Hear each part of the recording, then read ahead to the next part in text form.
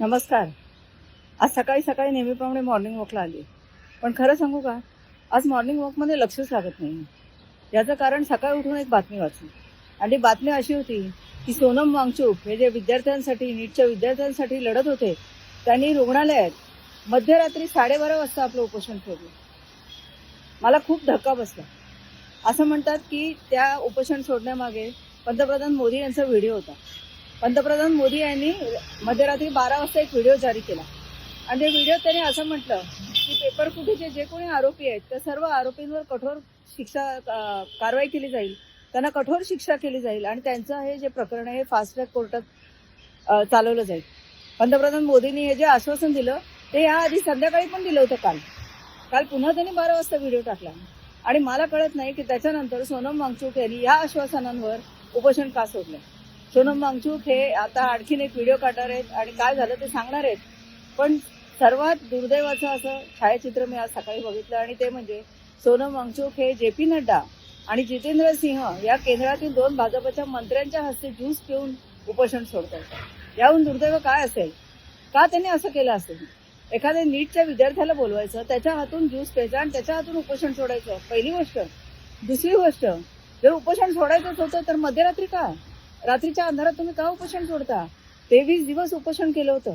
23 दिवस सगळं विद्यार्थ्यांनी तुमच्याकडे लाईक गॉड बघितलं होतं आणि तुम्ही मध्यरात्री उपोषण सोडता, ते सुद्धा भाजपच्या नेत्यांच्या, मंत्र्यांच्या हस्ते. ह्या सरकारने या विद्यार्थ्यांवरती लाठीहल्ला केला, या विद्यार्थ्यांना आंदोलन करण्यास भाग पडलं.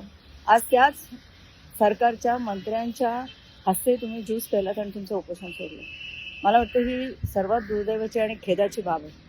मला कळत नाही की यांना काय आश्वासन मिळालंय.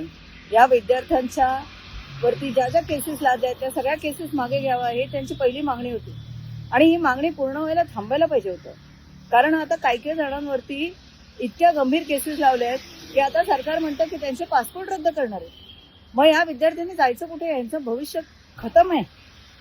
आणि जेव्हा सरकार म्हणतं की आम्ही केसेस मागे घेऊ, तेव्हा सगळ्यांच्या केसेस मागे घेतल्या जात नाहीत. खूप जणांना टार्गेट केलं जातं. त्या विद्यार्थ्यांनी काय पाप केलंय? आंदोलनं देणं हे पाप झालंय का आता? दुसरी मागणी अशी होती की धर्मेंद्र प्रधान यांनी राजीनामा द्या. त्याबद्दल पंतप्रधान मोदी काही बोललेले नाहीयेत. काही बोललेत का? नाही, काहीच बोललेले नाहीये. फक्त चर्चा होईल संशोधित करायची. तर तुमच्या ज्या प्रमुख मागण्या होत्या की धर्मेंद्र प्रधान यांनी राजीनामा दिला पाहिजे तरच ही चौकशी व्यवस्थित होईल.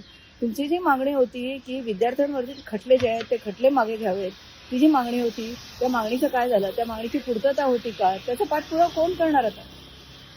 आणि जेव्हा तुम्ही उपोषण सोडलं सोनम वांगचुक, तेव्हा तुमच्याबरोबर एकही विद्यार्थी का नव्हता? आम्हाला हे प्रश्न भेडसावत आहेत.